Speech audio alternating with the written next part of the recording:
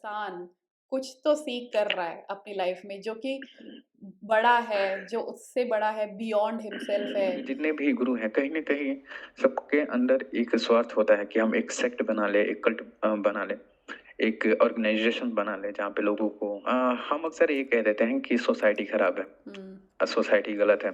और ये बात सोसाइटी का हर व्यक्ति बोल रहा सही। है। और अगर आप अपना हाँ, ईगो डाउन करते हैं तो आप अपनी बुद्धि को शांत कर पाते हैं एक तरह से। कहते हैं कि देखो लाइफ में एक चीज जरूरी है कि तुम ग्रेटिट्यूड फील करो कि सब कुछ इस यूनिवर्स ने दिया है। इनडायरेक्टली मेरी माँ वही तो कर रही थी। हाँ।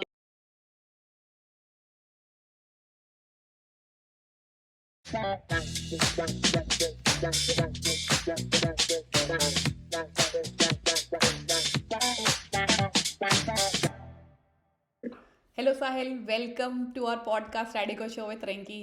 कैसे हो आप? जी बिल्कुल बढ़िया हूँ मैं, आप बताइए कैसे हैं आप? बस एकदम बढ़िया। मुझे आपसे, मैंने जैसा कि आपको बताया कि जैसे ही मुझे पता लगा कि you are so interested in Krishnamurti's की टीचिंग पे, तो मुझे काफ़ी इंटरेस्ट आया था आपसे बात करने का और कृष्ण मूर्ति जी के बारे में और जानने का, उनकी टीचिंग्स क्या है और ये सब, और आपसे जानने के लिए। तो अच्छा, तो जिस इससे पहले कि हम अपने पॉडकास्ट में डीप होएं, आप थोड़ा सा अपने बारे में बता दो, उसके बाद फिर गो इनटू और कॉन्वर्जेशन। मेरा नाम साहिल है और मैं आई थिंक कि आज की दुनिया में कहा जा सकता है कि कंटेंट क्रिएटर हूँ, जो कि हर कोई है।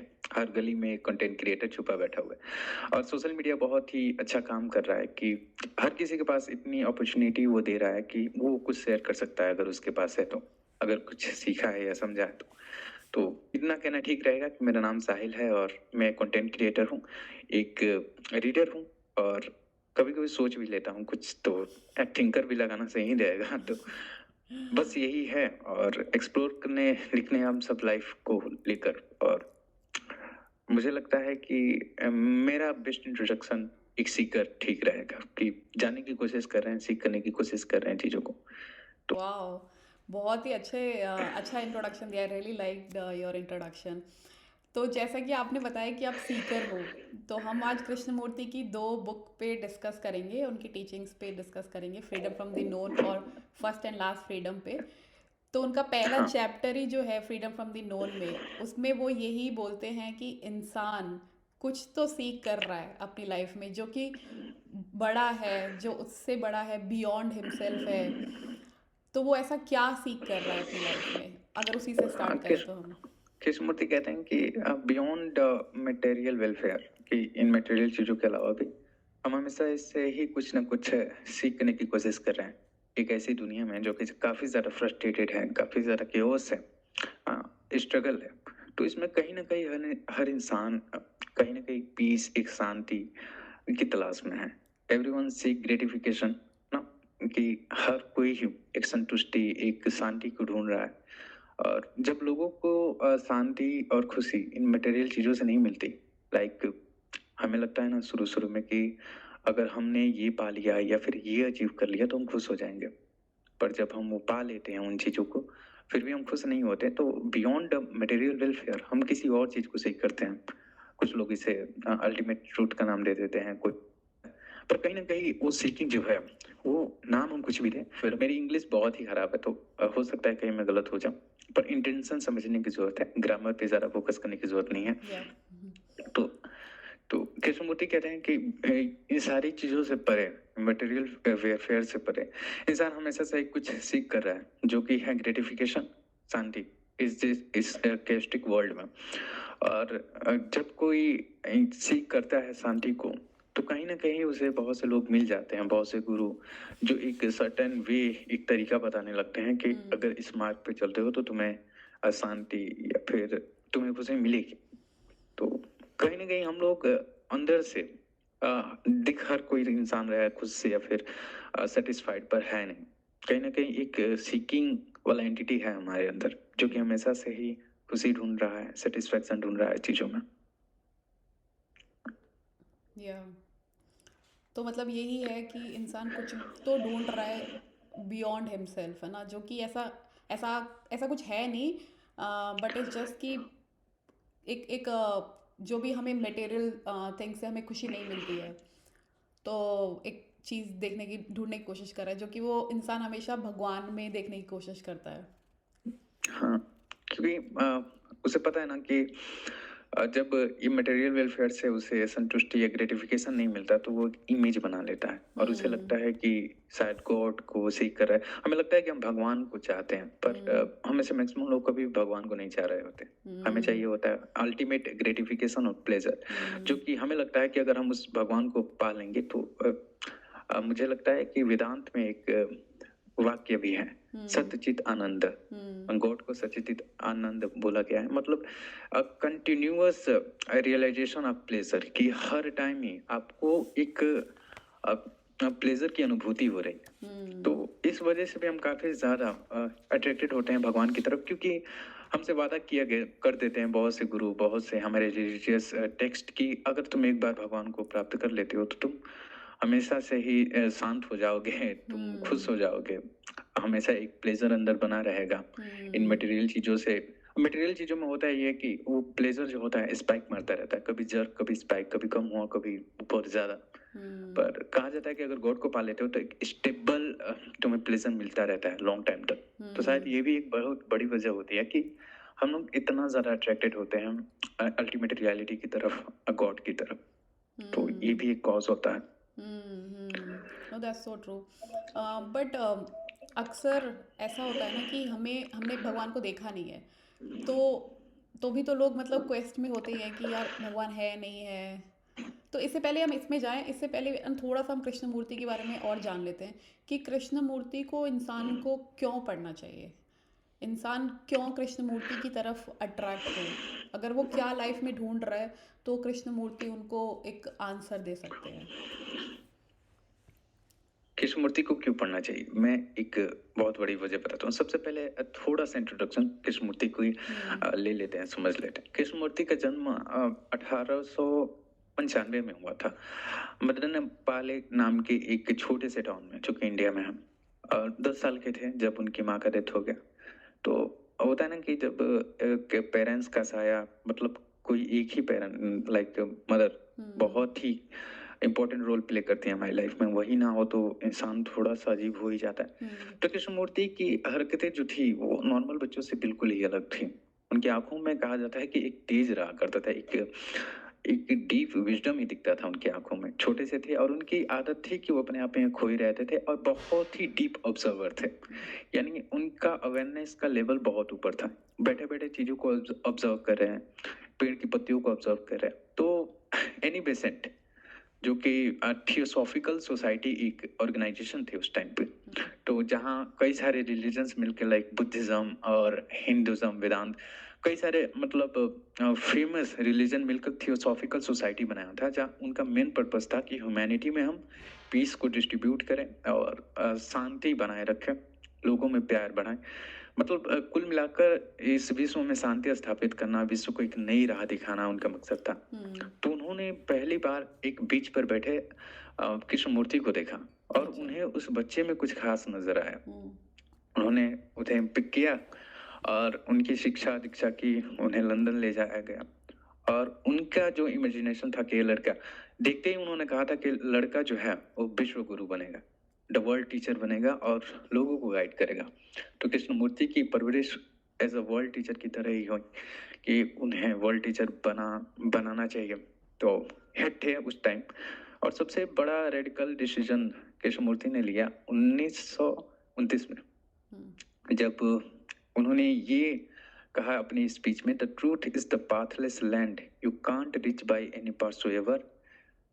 तो ऐसा उन्होंने स्टेटमेंट दिया।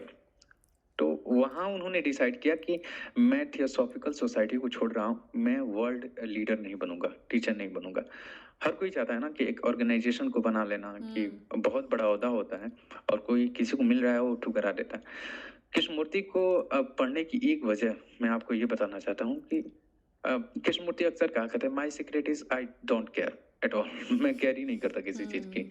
तो कृष्णमूर्ति को पढ़ने का एक सबसे बड़ा रीजन है ना कि सेल्फिशनेस नहीं है उस इंसान में, क्योंकि जितने भी गुरु हैं कहीं ना कहीं सबके अंदर एक स्वार्थ होता है कि हम एक सेक्ट बना ले, एक कल्ट बना ले, एक ऑर्गेनाइजेशन बना ले जहाँ पे लोगों को बुलाएं और जोड़े।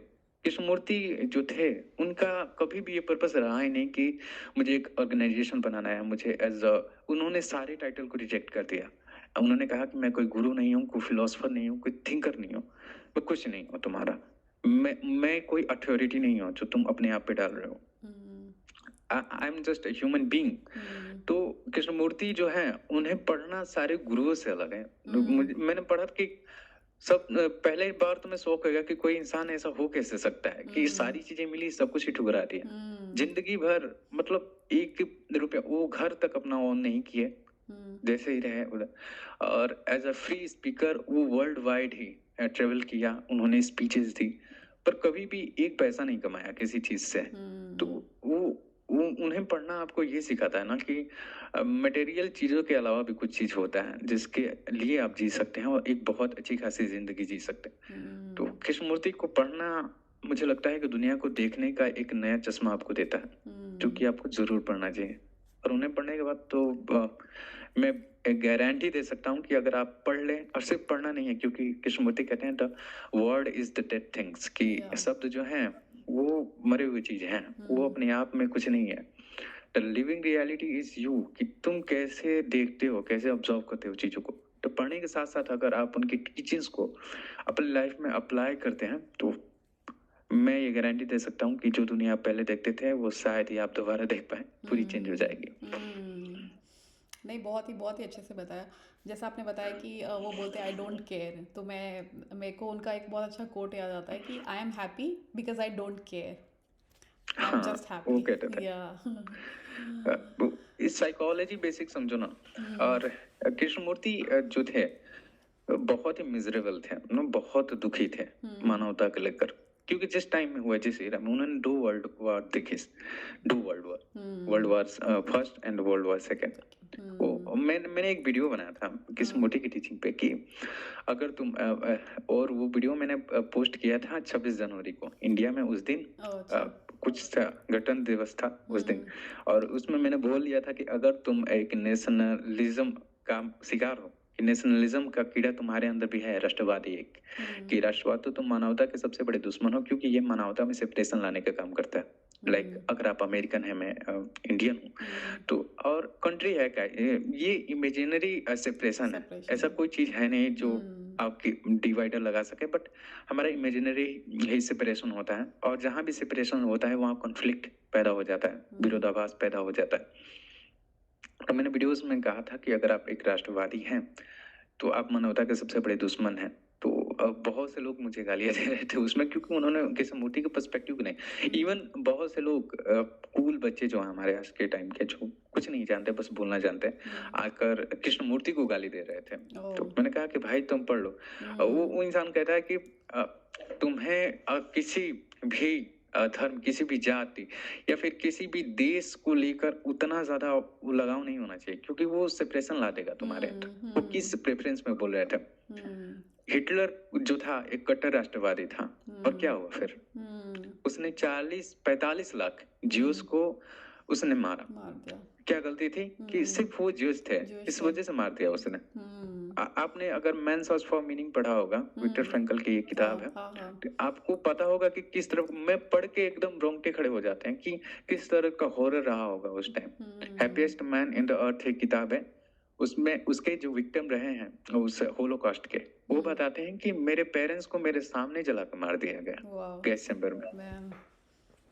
तो आप समझ सकते हैं ये सारा चीज जब एक इंसान देखता है कि कैसे राष्ट्रवाद का होना, जब दुनिया में इतना बड़ा डिस्ट्रक्शन लाया, 2 वर्ल्ड वॉर्स हुई, क्यों? ईगो ही तो था देश को लेकर कि मेरा देश है, मेरी सीमा है, वही तो था कि करोड़ों लोगों ने अपनी जान गंवाई। तो जब कोई इंसान ये सारी चीजें देखता है तो उसका क्या रिएक्शन रहेगा? वो तो यही बोलेगा ना कि राष्ट्रवाद गलत है। तो किसी भी इंसान जो कि कोई स्टेटमेंट दे रहा है, किसी को समझना है, तो मुझे याद आता है आचार्य प्रशांत का एक वाक्य कि किसी भी थिंकर को समझना है तो सबसे पहले उसके समय की परिस्थितियों को समझो, कि उस टाइम उसकी क्या परिस्थितियां रही होंगी, किस बेसिस पे वो बोल रहा है, क्योंकि तुम तो कंसिडर कर दे रहे हो आज के टाइम से कि ये इलॉजिकल है, पर उसके नजर से तो देखो कि वो उस टाइम दुनिया को कैसे देख रहा था। तो राष्ट्रवाद जो है वो कैसे कृष्ण मूर्ति देख रहे थे, मैंने वो देखा उस टाइम में जाकर। तो मुझे लगा कि इनके ये बोलने के पीछे की क्या सबसे बड़ी वजह थी। वो देख रहे थे कि ह्यूमैनिटी में इतना सेपरेशन है, लोग मारे जा रहे हैं, एक दूसरे से इतना ज्यादा नफरत है, और ये चीज उन्हें बहुत ज्यादा दुखी करती थी, बहुत ज्यादा मिजरेबल। वो कहते थे कभी कभी मैं सोचता हूँ तो मेरे एकदम खून लगता है कि फटने लगा है। कहते थे कि बहुत ही बुरा रिएक्शन होता है मेरा। और ये चीज उनके स्पीचेस में भी दिखती थी, क्योंकि और मैं एकदम चौंक जाता हूँ कि कैसे उतना कम उम्र होने के बाद भी, उतना ज्यादा उम्र होने के बाद भी, सॉरी, इतना ज्यादा एक्साइटमेंट। उनकी स्पीच, शायद आपने सिर्फ बुक्स पढ़ा होगा, स्पीच उनकी देखिएगा, उनकी स्पीच अपने आप में ही एक बहुत बड़ी फिलॉसफी है कि कैसे कुछ चीज है अगर तुम्हारे पास, तो जो तुम्हें ड्राइव कर रही है अपना काम करने के लिए, वो, उनकी उम्र इतनी थी ना कि मुझे याद है कि उनकी डेथ के पहले भी उन्होंने 30 दिन पहले एक लास्ट स्पीच दिया, फिर भी वही सेम एनर्जी था उनके वाह। बोलने में। तो वो देखना अपने आप में, और सच बताऊं तो इतना रिस्पेक्ट आज तक मुझे किसी के लिए नहीं आया जितना कृष्ण मूर्ति के लिए आया, क्योंकि वो व्यक्ति अपने आप में ही एक बहुत बड़ी उपलब्धि है। तो उन्हें पढ़ना जरूर पढ़ना चाहिए। बट यहाँ पे मतलब ये तो बहुत सही बताया आपने कि राष्ट्रवाद नहीं होना चाहिए, या एक इंसान, मतलब इंसान तो इंसान को देख के सेम कंट्री में भी फीमेल मेल इन सब का भी डिवीजन आ जाता है, सेपरेशन आ जाता है, कास्ट इस सब को भी लेके सेपरेशन आ जाता है। तो यहाँ पे इंसान कैसे अपने आप को पीस में रख पाएगा, मतलब अगर एक्चुअल रियलिटी में, ये तो ऑन पेपर हो गया कि हाँ हमें डिवीजन नहीं देखना चाहिए, बट एक्चुअल रियलिटी में लोग इसको कैसे अप्लाई करें अपनी लाइफ में? अब मुझे लगता है कि सबसे पहले कृष्णमूर्ति की एक स्टेटमेंट को हम लोग डिकोड करें तो थोड़ा सा ज्यादा समझ में आएगा। हाँ। ऑब्जर्वर इज ऑब्जर्व्ड, आपने ये नाम सुना है? हाँ, इनका फेमस राइट। तो फेमस है, और जहाँ कहते हैं कि हमको लगता है ना कि द ऑब्जर्वर यानी जो मैं हूँ, the I is separate from the thing he observe, यानी मैं अपने एक्सपीरियंसेस से अलग हूँ। पर कहते हैं कि ये जो डिवीजन है, ये एक अपने आप में ही इल्यूजन है, ऐसा कुछ नहीं है। और अक्सर कहा करते थे what you are the world is, कि जो तुम हो यही हो दुनिया है। तो तुम सोसाइटी से, इस दुनिया से अलग नहीं हो। और आप अभी आपने कहा कि हमारा समाज जो है काफी ज्यादा फ्रस्ट्रेटिंग है, इतना ज्यादा केओस है, तो इसमें कैसे पीसफुल रहे? तो हम अक्सर ये कह देते हैं कि सोसाइटी खराब है, सोसाइटी गलत है, और ये बात सोसाइटी का हर व्यक्ति बोल रहा है। सही बात सोसाइटी है। क्या है? ग्रुप ऑफ हमसे। इंडिविजुअल्स, और हाँ। हर इंडिविजुअल को लग रहा है सोसाइटी खराब है, वो अच्छा है। अगर हर किसी को लग रहा है कि मैं अच्छा हूँ, सोसाइटी खराब है, तो अगर हर कोई अच्छा है तो सोसाइटी तो बेसिकली ग्रुप ऑफ इंडिविजुअल ही है। तो अगर हर कोई अच्छा है तो सोसाइटी भी तो अच्छी होनी चाहिए। तो अगर जिस टाइम हम ये कहते हैं कि सोसाइटी खराब है, कहीं ना कहीं कुछ कमियां हम में भी होती हैं जो कि हम नहीं देख पाते, क्योंकि ईगो आ जाता है बीच में। Yeah, that's कि so true. तो ईगो आ जाता है, और इसलिए अब ब्लेम करना क्वाइटली आसान होता है ना चीजों को, किसी चीज के लिए, क्योंकि वहां पे आप इनरिस्पॉन्सिबल हो जाते हो। अगर ब्लेम नहीं करते तो आपको रिस्पॉन्सिबल हो जाओगे चीजों को लेकर। तो मैं अक्सर कहा करता हूँ ना कि अ, आप स्पाइडरमैन आपने देखा होगा, अंकल बेन वाला। लास्ट टाइम अंकल पेन जो है स्पाइडरमैन से एक बहुत ही खूबसूरत चीज बोलते हैं, कहते हैं कि with great powers comes great responsibility, कि बड़ी ताकत के साथ बड़ी जिम्मेदारियां भी आती हैं। पर बड़ी ताकतें भी तब मिलती हैं जब आप जिम्मेदार होना स्टार्ट होते हैं। तो मैं कहता हूँ कि आप थोड़ा सा रिस्पॉन्सिबल बनिए उन चीजों के लिए भी जिसके लिए आप रिस्पॉन्सिबल नहीं है, क्योंकि वो आपको थोड़ा सा अवेयर करेगा। सोसाइटी में कुछ भी गलत होता है ना, तो सोसाइटी को गलत ठहराने के बजाय कहे कि मेरे अंदर भी कुछ कमियां हैं जिसकी वजह से शायद ये सोसाइटी नहीं है, शायद मैं अवेयरनेस नहीं फैला पा रहा। तो कहीं ना कहीं जब आप हर चीज को, सोसाइटी में हो रहे चीजों को लेकर रिस्पॉन्सिबल आप बनते हैं, तो आप एक कदम बढ़ाते हैं आगे इस सोसाइटी को एक बेहतर दिशा देने की तरफ में। तो ये बहुत ज्यादा जरूरी है।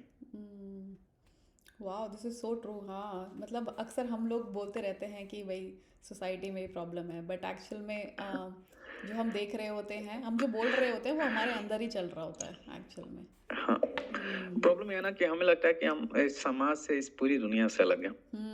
हम अलग चीज हैं और ये पूरी दुनिया अलग है। पर कहीं ना कहीं ये दुनिया जो है हमसे बनी है, तो कुछ ना कुछ अगर इसमें डिस्ट्रक्शन हो रहा है तो उसको लेकर हम भी रिस्पॉन्सिबल हैं। लाइक अगर वॉर्स का ले ले, फिलिस्तीन, आपको पता है फिलिस्तीन और इसराइल का कुछ चल रहा है।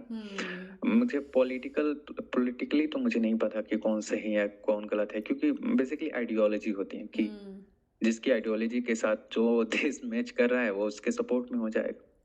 तो पर आप मेन डिस्ट्रक्शन ये देखिए कि लोग मर रहे हैं, इस बात से फर्क नहीं पड़ता कि कौन सही है क्या गलत, कौन गलत है।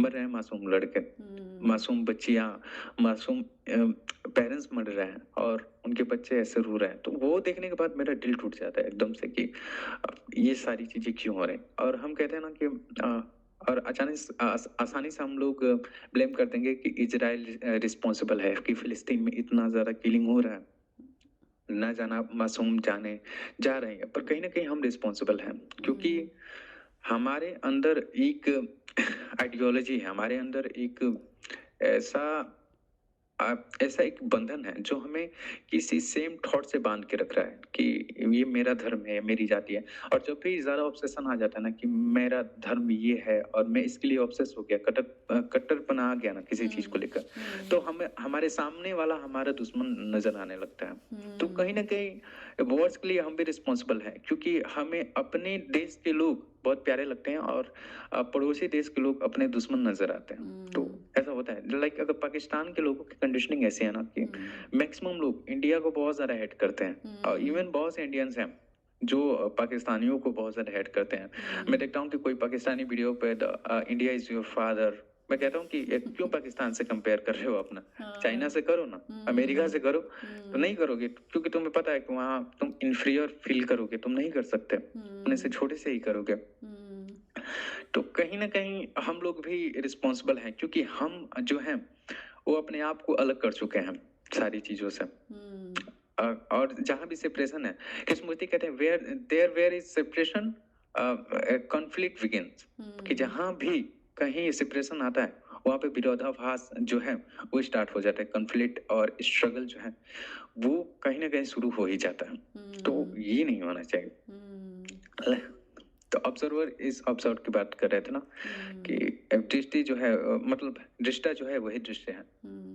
तो इस चीज को थोड़ा सा समझने की कोशिश करते हैं। हमें लगता है ना कि हम जो चीज देख रहे हैं हम उस चीज से अलग हैं, पर कहीं ना कहीं हम जो चीज देख रहे हैं, लाइक फॉर एग्जांपल एक चार्जर है ऐसा, और सबसे पहले इसे समझने के लिए कंडीशनिंग को समझना होगा। कंडीशनिंग आपने सुना होगा कि हमारा ब्रेन जो है जब से हम पैदा हो जाते हैं कंडीशन होना स्टार्ट हो जाता है तरह तरह के नॉलेज से, कल्चरल इन्फ्लुएंसेस से, रिलीजियस और सोसाइटल इन्फ्लुएंसेस से, कि किस चीज को और किस चीज को हमारी सोसाइटी में अच्छा या बुरा बोला जा रहा है। तो उस हिसाब से सारी तरह के नॉलेज से हम हमारी अपब्रिंगिंग से हमारे ब्रेन की कंडीशनिंग स्टार्ट हो जाती है। Conditioning basically means programming. जैसे फोन की प्रोग्रामिंग होती है अलग अलग प्रोग्रामिंग लैंग्वेजेस से, वैसे हमारी ब्रेन की कंडीशनिंग स्टार्ट हो जाती है कल्चरल इन्फ्लुएंसेस से, सोसाइटल इन्फ्लुएंसेस से, तरह तरह के एक्सपीरियंस से, नॉलेज से। अगर आप इंडिया से हैं तो आपको पता होगा कि कोई मेहमान आता है तो हमारा पैर छूना हमारे लिए नॉर्मल है, हम छूते हैं, अच्छी बात है। अब क्या हो अगर आप जाते हैं किसी के घर और वो आपके चेहरे पे थूक दे, तो एकदम से गुस्सा आ जाएगा ना कि क्या कर रहा है, आ जाएगा ना। इसे हम गलत मानेंगे क्योंकि हमारा माइंड कंडीशन है कि थूकना किसी के ऊपर वो गलत बात है। पर यही अगर आप ग्रीक में करते हैं जाकर, ग्रीक के कुछ देशों में किसी किसी के चेहरे पे थूक देते हैं, तो वो समझेगा ना कि ये मुझे बहुत ज्यादा रिस्पेक्ट दे रहा है, क्योंकि इसे वहां रिस्पेक्ट की निशानी माना जा रहा है। तो क्यों वो चीज है एक जगह गलत मानी जा रही है, एक जगह सही, क्योंकि माइंड जो है अलग अलग तरीके से प्रोग्राम है उस सेम चीज को देखने के लिए। तो कंडीशनिंग इज बेसिकली अ चश्मा जो कि हम लगाए हुए हैं, जो कि हमारे कल्चरल सोसाइटल इन्फ्लुएंसेस से बना हुआ है। जैसे कि मैं अगर पीला चश्मा पहन लेता हूँ और इस चार्जर का कलर आपसे पूछूं, आप पूछे मुझसे कि एक चार्जर किस कलर का है, तो जाहिर सी बात है कि मुझे पीला दिखाई देगा। अगर मैं ब्लू पहनता हूं तो मुझे ब्लू दिखाई देगा। तो जब तक हमारा माइंड कंडीशन रहेगा, जब तक वो कंडीशनिंग का चश्मा रहेगा, तब तक हम इस चार्जर के ट्रू कलर को नहीं देख सकते। तो चार्जर के ट्रू कलर को देखने के लिए हमें अपने कंडीशनिंग, अपने चश्मे को उतार के फेंकना होगा, तभी हम चार्जर के ट्रू कलर को देख पाएंगे। तो बेसिक आइडिया ये है कि जब तक हमारा माइंड कंडीशन है तब तक जो है हम रियलिटी को नहीं दे सकते, और इस वजह से जितने भी कॉन्फ्लिक्ट्स हैं वो बेकार होंगे, क्योंकि कॉन्फ्लिक्ट इस तरह से पैदा होंगे कि मैं पीला चश्मा पहन के इस चार्जर को पीला देख रहा हूँ, आपने रेड पहना, आपको ये चार्जर रेड दिख रहा है और हम दोनों आर्ग्यू कर रहे हैं कि चार्जर पीला है या फिर रेड है, रेड पर ये चार्जर तो किसी और ही कलर का है। हाँ ये तो हमारा परसेप्शन है, हमारा चश्मा।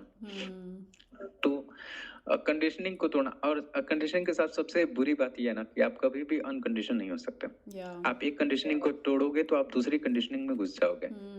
एक ठीक ऐसा कि आप चश्मा के बिना देख भी नहीं सकते और चश्मा के साथ देखे तो प्रॉब्लम है। चश्मा हटा देते तो आपको सब कुछ धुंधला दिखने लगता है। या आपको चश्मा लगाना ही है देखने के लिए।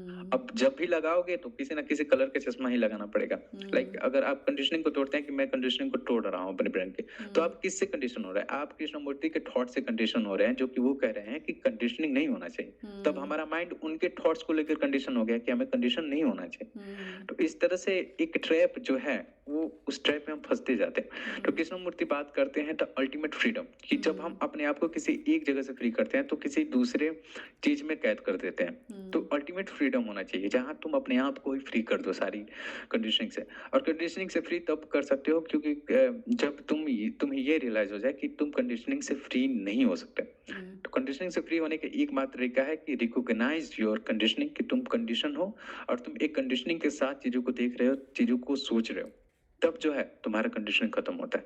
ऐसा कहते थे कृष्णमूर्ति। वाह वाह बहुत ही अच्छा लगा मुझे।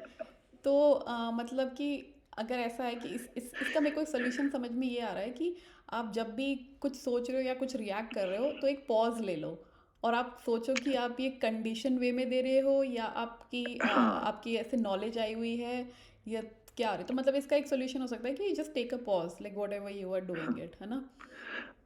अब बैक ऑफ द माइंड ये चलता रहा है कि ये सारी मेरी डिसीजंस नहीं है, ये हाँ। मेरी कंडीशनिंग है। हमें लगता है ना कि जिन चीजों सबसे बड़ी झूठ कि वो है जो हम जी रहे हैं। हमें लगता है ना कि जिन चीजों को हम पसंद नापसंद कर रहे हैं, जिन चीजों को हम सही गलत मान रहे हैं, वो कभी वो हमारी चॉइसेस है, इन्हें हम डिसाइड करते हैं, हमारे थॉट एक्शन बिलीव। पर ऐसा कुछ नहीं है। जिन चीजों को भी हम पसंद नापसंद कर रहे हैं, जिन चीजों को हम सही गलत मान रहे हैं, जो चीजें हमें अच्छी या बुरी लग रही हैं, उस पे काफी हद तक इन्फ्लुएंस है हमारे सोसाइटी का, हमारे ब्रेन की कंडीशनिंग का। तो जैसे वो कभी भी हमारा फ्री डिसीजन नहीं होता है कि हम किसी चीज को सही या गलत माने। लाइक अमेरिका में अगर आप रहती हैं तो आपको पता होगा कि खूबसूरत लड़कियों की निशानी है कि जो वाइट हो, गोरी हो, अच्छी खासी दिखे। पर वहीं अगर आप अफ्रीका में चले जाएंगे तो एक खूबसूरत लड़की की निशानी वही है जो एकदम ही ज्यादा ब्लैक है, मोटे होठ हैं, घुंघरीले बाल हैं। तो हर तरह के दायरे में, हर तरह के जियोग्राफिकल दायरे में अलग अलग डेफिनेशन है ब्यूटी के। चाइना में फुट बाइंडिंग नाम की एक प्रथा है जहां महिलाओं के पैर को ना स्टील की जूतियों में कैद कर दिया जाता है और एकदम ही पतले, जन्म से ही एकदम ही पतले। उनके पैर देख लेंगे तो आपके रोंगटे खड़े हो जाएंगे। वो खड़ा नहीं हो सकती, खड़े होने में उन्हें प्रॉब्लम होने लगती है, फिर भी उसे खूबसूरत माना जाता है। तो वहाँ की महिलाएं वो दर्द सहने के लिए तैयार हैं और बचपन से ही अपनी बेटियों के पैरों में वो जूतियां डाल देती हैं जो कि कभी नहीं निकलती और उनके पैर अजीब हो जाते हैं। तो क्योंकि वहां उसे खूबसूरत माना जा रहा है और उन्हें लग रहा है कि हम लोग इसे खूबसूरत मान रहे हैं और ये हमारी चॉइस है, हम इसे डिसाइड कर रहे हैं कि ये खूबसूरत है। पर ये उनकी चॉइस नहीं है, ये उनके कल्चर की चॉइस है। क्योंकि उनका कल्चर उन लोगों का माइंड का कंडीशनिंग ऐसा कर दिया है कि उन्हें अब वही लड़कियां खूबसूरत लगेंगी जिसका फुट बाइंडिंग हुआ होगा, यानी जिसके पैर मोड़े जा चुके होंगे, छोटे पर से सप्रेस किया गया होगा जिसके पैर को, वही उसे खूबसूरत दिखाई देगा। बहुत से ट्राइब्स में लिप्स में प्लेट्स भी लगाते हैं, आपने देखा होगा कि लिप्स में प्लेट्स इतना, तो वहाँ वैसे लोगों को खूबसूरत ज्यादा माना जाता है। तो कहीं ना कहीं ये कंडीशनिंग ही तो है। या मेरे तो मैं अपना एग्जांपल दूं तो मेरे दांत में गैप है तो हाँ मुझे लगता था कि ये मेरे को ब्रेसेस लगा लेने चाहिए बिकॉज इस वो बिटवीन आ रहा है मेरे खूबसूरती के ऊपर ऐसे। तो लेकिन मुझे बाद में पता चला कि साउथ अफ्रीका या ब्राज़ील साइड में अगर जिनके दांतों में गैप होता है तो उसको वो सबसे ज़्यादा खूबसूरत मानते हैं। खूबसूरत हाँ। मेरे भी दांतों में सेम प्रॉब्लम है, जहाँ पे मेरा एक दांत अंदर गया है, एक उठा हुआ है। तो मैं भी वैसा ही सोचता था, पर जापान में इसे माना जाता है कि अगर ऐसा है तो आप पहले बहुत ताकतवर थे, आपका पुनर्जन्म हुआ है, आप पहले के जमाने में शेर हुआ करते थे। तो वो हंसी आई मुझे इसमें सुन के। तो अलग अलग मान्यताएं हैं और सबसे बड़ी चीज की there is no such thing as objective beauty, कि हाँ। ऑब्जेक्टिव ब्यूटी जैसी कोई चीज नहीं है, है ना? या इसी पे बात करते हैं कि जो ये लव होता है, तो लव जो है हाँ चीज़, वो इंसान किसी का चेहरा या किसी की हाइट या कलर ये सब देख के नहीं करता है।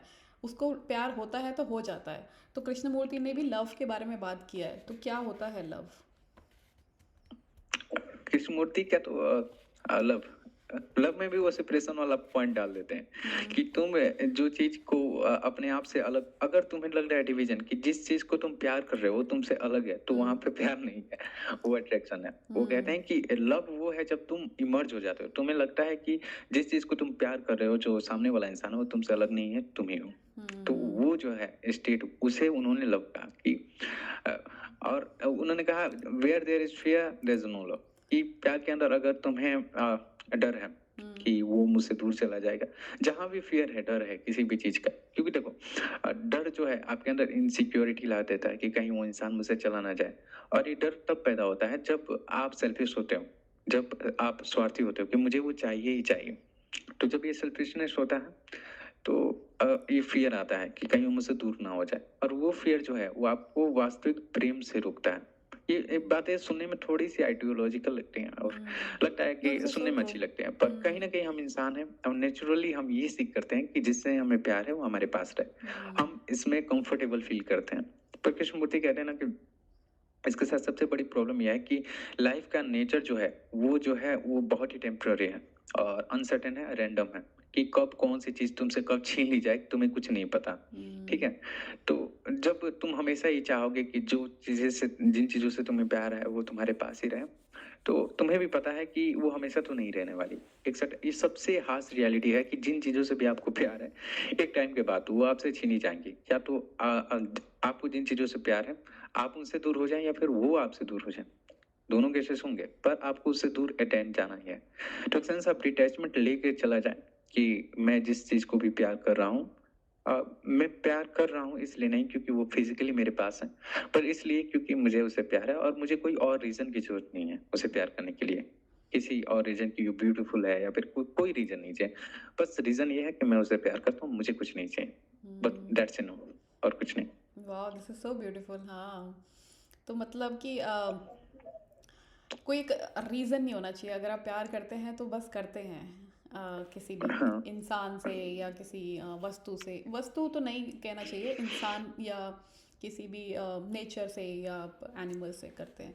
तो मतलब मेरा मेरा ना कहने का मतलब ये आता है कि अगर आप किसी से भी प्यार कर रहे हैं या आपको किसी से लगाव हो गया है या अटैचमेंट हो गई है, तो इसका मतलब you have to be happy in, क्योंकि आपके अंदर वो प्यार है, इसीलिए आप भी प्यार कर पा रहे हैं। तो अगर अगर आप प्यार करते हैं तो मतलब कि आपके अंदर भी प्यार है, राइट? जैसे वो ऑब्जर्व इज दी ऑब्जर्व्ड।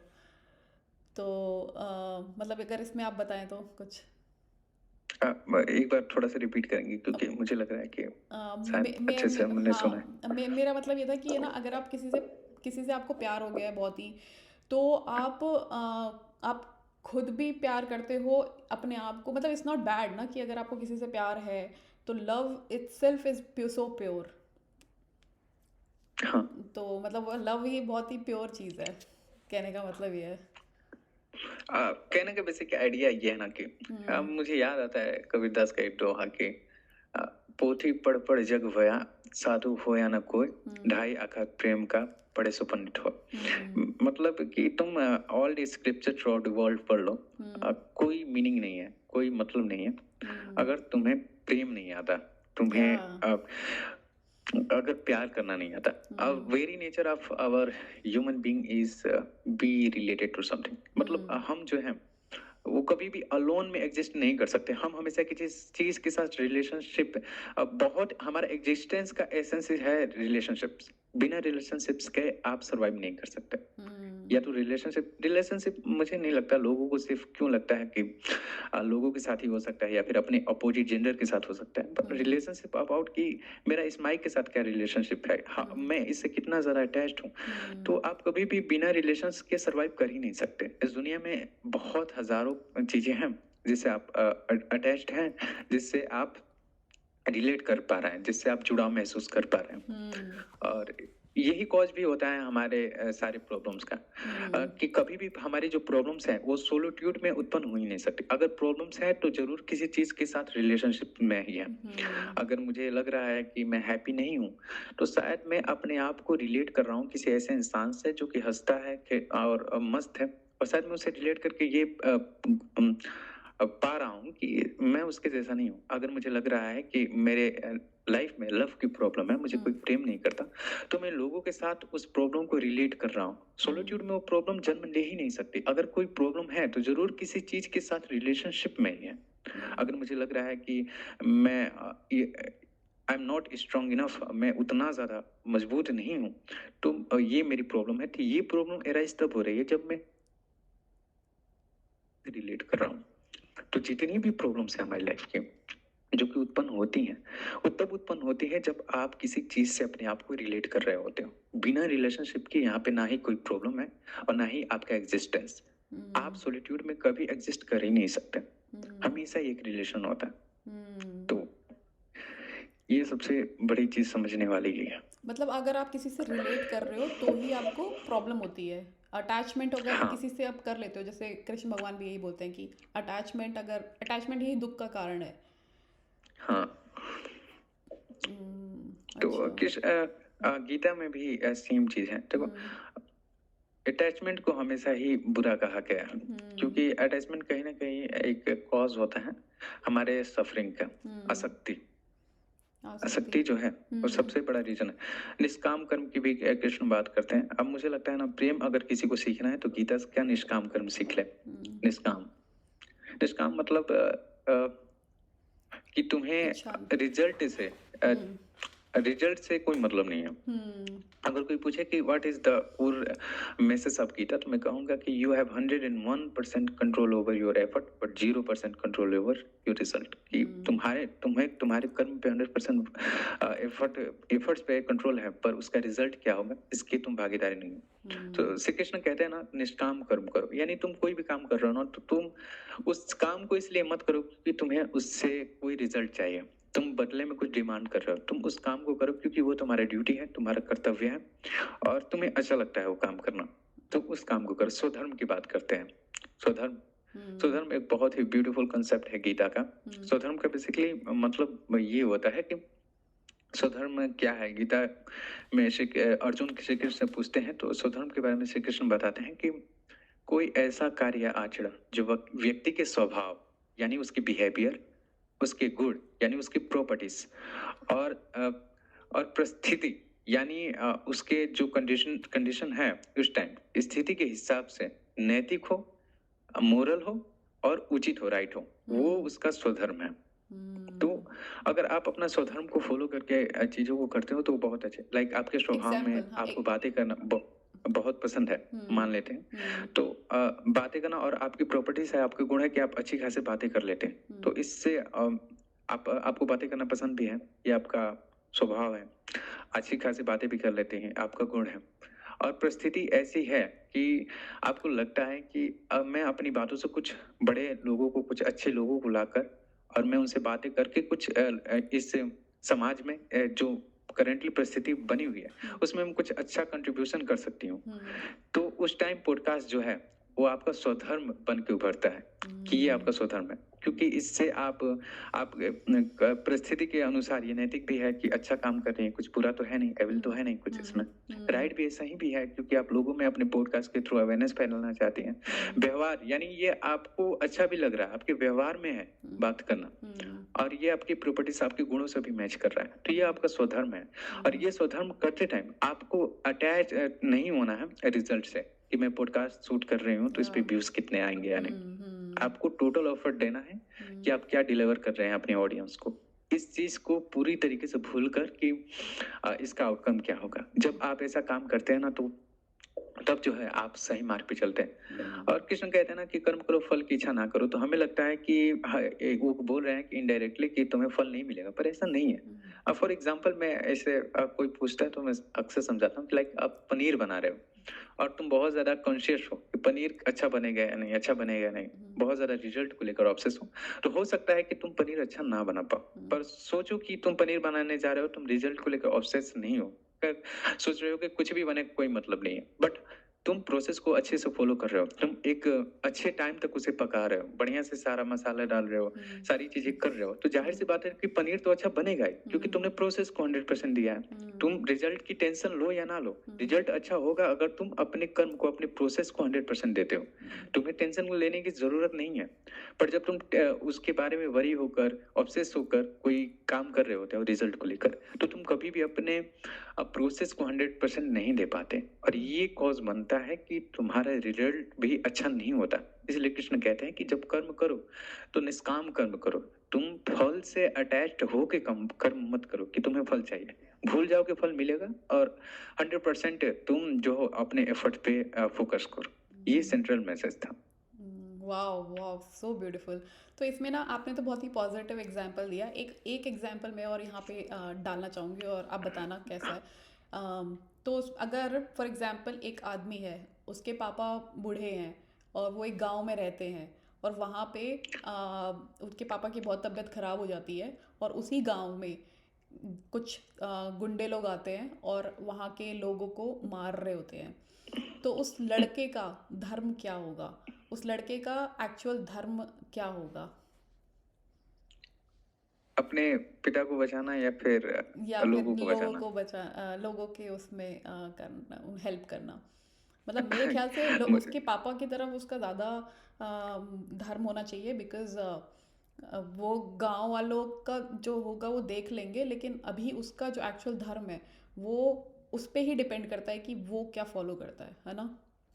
हाँ, और ये जनरली जो है ये पैराडॉक्सिकल क्वेश्चंस हैं। हम होते हैं ना कुछ क्वेश्चन कि अ, जैसे कि एक मैंने एक क्वेश्चन सुना था कि अगर एक पटरी है, एक ट्रेन है, और दोनों ट्रेन से आ रही है, मतलब एक पटरी पे 10 लोग हैं और एक पे तुम्हारा बेटा है, तुम्हारी बेटी है, या फिर तुम्हारे माँ बाप है। तो किसको तुम्हारे बचाओगे? पास है कि तुम किसी एक ट्रेन को रोक सकते हो, तो तुम किसे बचाओगे? अपने घर वालों को, या फिर जहाँ पे 100 लोगों की जाने जा रही है तुम उन्हें बचाओगे? तुम किसे बचाओगे? तो ये बहुत सारी क्वेश्चन आ जाते हैं। इवन कुछ क्वेश्चन ऐसे होते हैं कि तुम्हारे पास दो ऑप्शन है, या तो तुम अपने घर वालों को मरने दो या फिर 100 लोगों को मरने दो, लेकिन यहाँ पे किसे एक बचाओगे?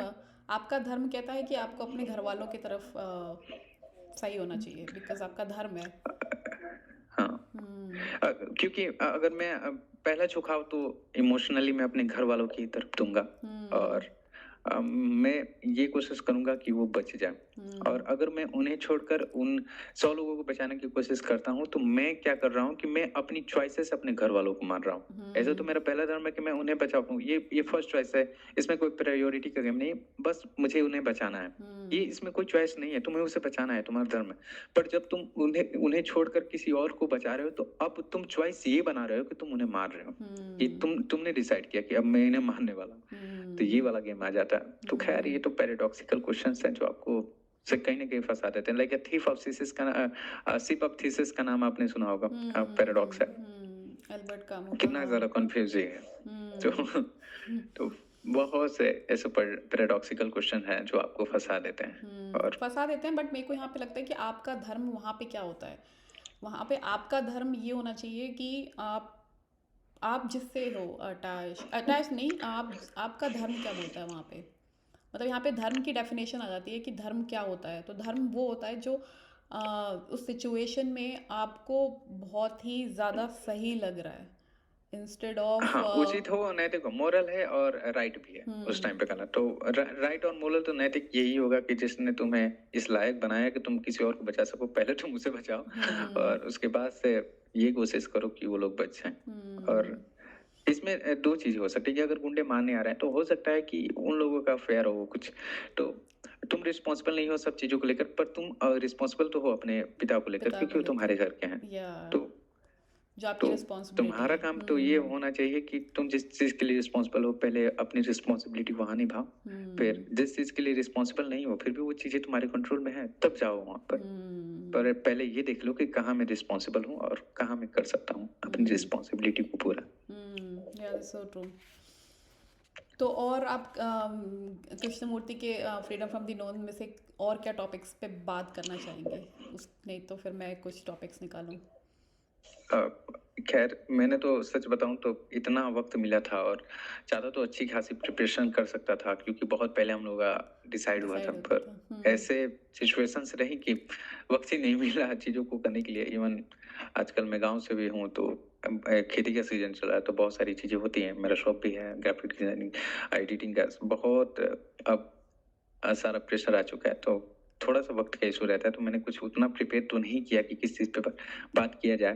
अब मेरा मेंटल प्रिपरेशन नहीं है, पर हाँ मैं इतना एबल हूँ कि आप जो भी मुद्दा उठाएं मैं उसे अच्छी तरीके से अच्छा, तो आगे ठीक है। ले जा सकता हूँ। तो फिर मेरा मेरा सवाल आता है कुछ और टॉपिक्स पे। एक है डेथ पे। कृष्णमूर्ति डेथ के ऊपर क्या बात करते हैं? किस मोटी डेट के ऊपर बोलते हैं ना, we are not afraid of the unknown, but we are afraid of the known which comes to the end. कि हम जो है किसी अनजान चीज के लिए ना डरे हुए नहीं है। Like the death, death is totally unknown for us.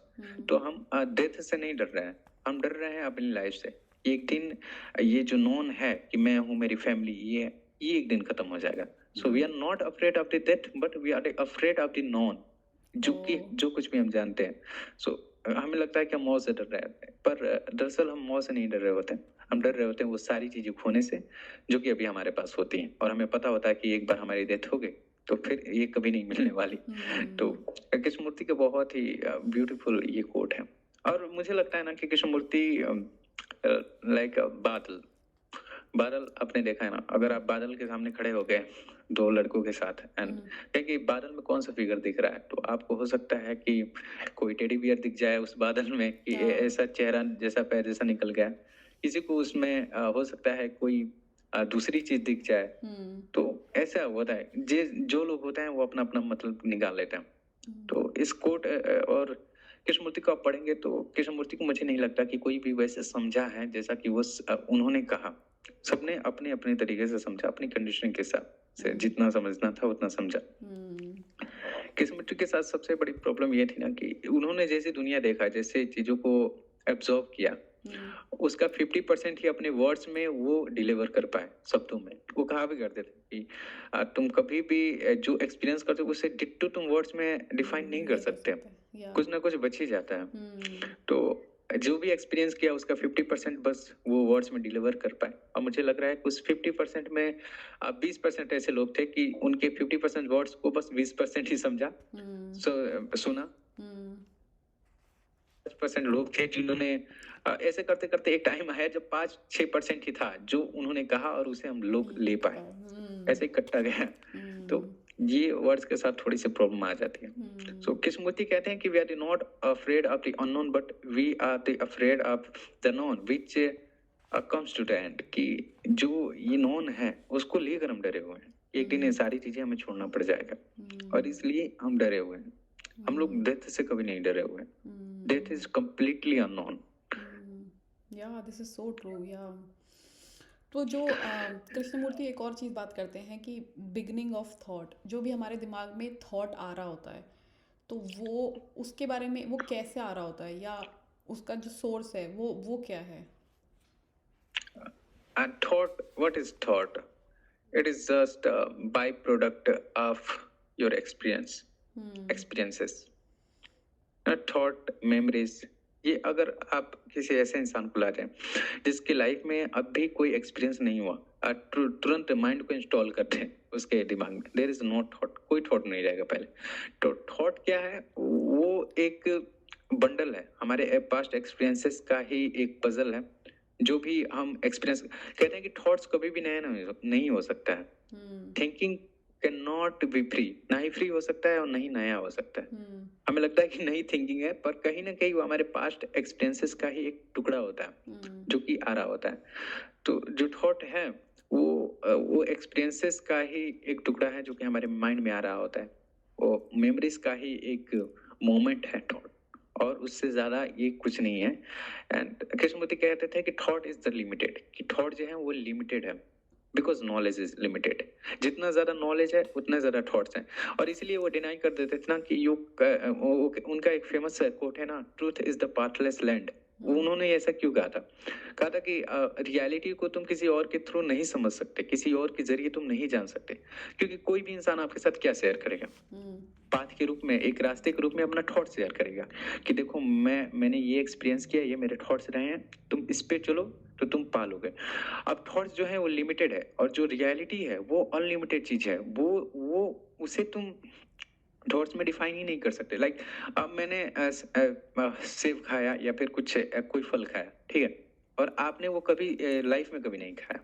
Like अगर कोई आप अमेरिका में रहते हैं तो अमेरिका में कुछ ऐसे फूड्स होंगे जो मैंने कभी नहीं खाया। अब आप चाहे कितना ही लिख लें, कितना ही उसके टेस्ट के बारे में लिख लें, कितना ही डीपली मुझे समझा दें कि देखो भाई तुम चाय के साथ बिस्किट खाओगे ना, सिमिलरली ऐसा ही लगता है, कितना भी आप कन्वे कर लें, पर कभी वो उस टेस्ट को मुझे डिलीवर नहीं कर सकते जब तक कि मैं उसे खाता नहीं। आप कितना भी कोशिश कर लें, नहीं हो सकता वो।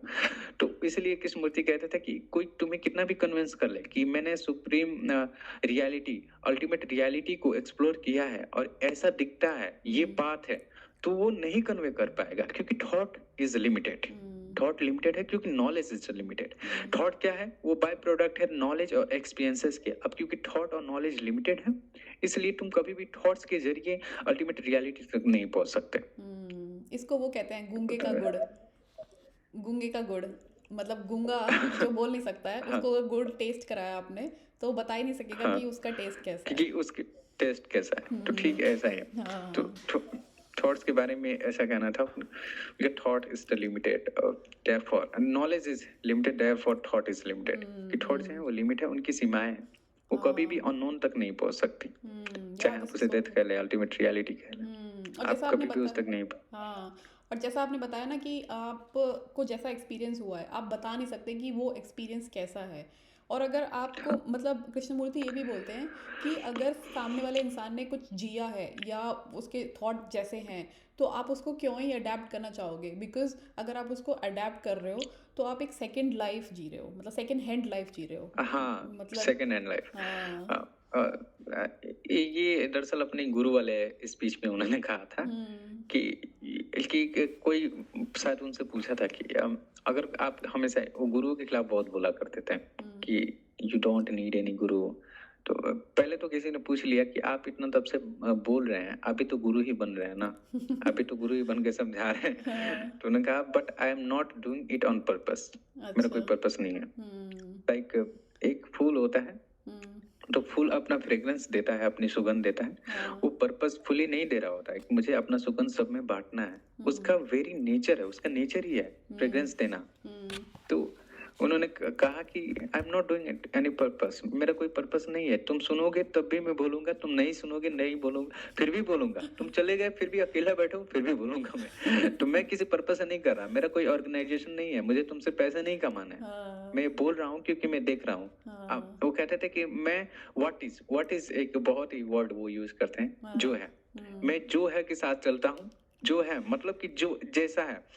Observing without evaluating the thing is the highest form of intelligence. ये सबसे फेमस कोट और सबसे प्रिय कोटों में से एक है मेरा। वो कहते हैं कि किसी चीज का मूल्यांकन किए बगैर उसे देखना, उसे ऑब्जर्व करना बुद्धि के सर्वश्रेष्ठ स्तरों में से एक है।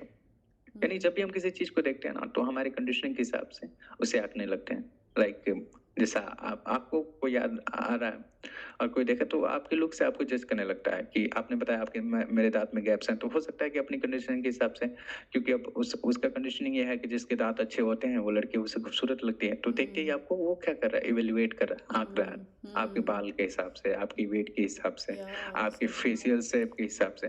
वो आपको पूरा अपने थिंकिंग में, अपनी कंडीशनिंग के हिसाब से इवेल्युएट कर रहा है, क्लासिफाई कर रहा है, जज कर रहा है।